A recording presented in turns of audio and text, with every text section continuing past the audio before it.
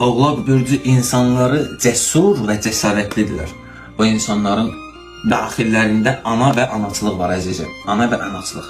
Əgər bu dünyada sən belə deyim, qürur kitabı görməmisənsə və yaxud bir qürur kitabı ilə üzləşmisənsə, bil ki, Oğlaq bürcünün barmağı o qürur kitabına deyil. Yoxdursa da bu dünyada qürur kitabını yazan Oğlaq bürcü olmalıdır. Çünki bu insanlar bu həyatda nəyi itirdilərsə qürurlarına görə itirdilər. Sevdiği şəxsə etiraf edə bilməməkdən sevgisini itirər. Dostuna səni çox istəyirəm deyə bilməməkdən dostunu itirər.